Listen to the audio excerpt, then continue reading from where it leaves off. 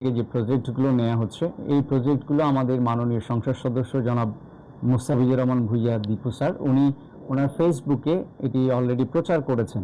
যখনই কোনো প্রকল্প আমরা নিচ্ছি সেই প্রকল্পগুলো ওনার ফেসবুক আইডিতে উনি দিচ্ছেন। একই সাথে আমাদের উপজেলা প্রশাসনের যে ফেসবুক আইডি রয়েছে, পেজ রয়েছে, সেগুলোতেও আমরা এটি ওপেন রেখেছি যাতে জনসাধারণ জানতে পারে কোথায় প্রকল্প নেওয়া হচ্ছে এবং প্রকল্পগুলোর আদৌ কোনো কাজ হচ্ছে কিনা।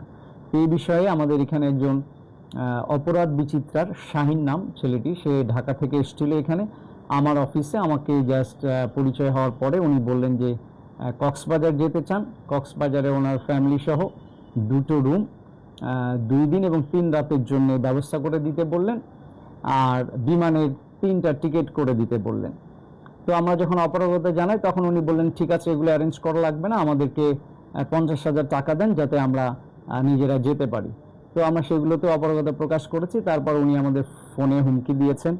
ফোনে আমাদের যে হুমকিটি দিয়েছেন এখানে দেখেন লেখা আছে যে আপনি কোথাকার কোন তালেবার, আপনাকে আমরা দেখে নিব এবং 1 সপ্তাহের মধ্যে আপনি বুঝতে পারবেন আমাদের সাথে আমাদের কথা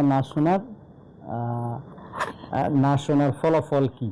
তো এইভাবে উনি আমাদেরকে হুমকি দিয়েছেন। এরপরে এই নিউজটি করেছেন এবং নিউজের কন্টেন্টটা আপনি দেখবেন কোনো কন্টেন্ট নাই, জাস্ট বলা হয়েছে যে এখানে আমাদের যে প্রজেক্টগুলো নেওয়া হয় 1% থেকে সেখানে টাকার তছরূপ হয়েছে, বাট কোথায় হয়েছে, কিভাবে হয়েছে, কোনো ধরনের তথ্য নেই। মোট কথা উনি আসলে কিছু টাকা চেয়েছিলেন এবং এটি আসলে আমাদের দেশের একটি অশনি সংকেত যে কিছু অনলাইন পোর্টাল যাদের আসলে দায়বদ্ধতা নাই তারা এই বিভিন্নভাবে, বিশেষ করে আমাদের UNO office, AC land office, engineering office, এই অফিসগুলোতে গিয়ে তারা এই ধরনের চাঁদা দাবি করেন এবং না দিলে সামাজিকভাবে বিব্রত করার চেষ্টা করেন। বাট এটি আমরা অলরেডি আমাদের মন্ত্রণালয়কে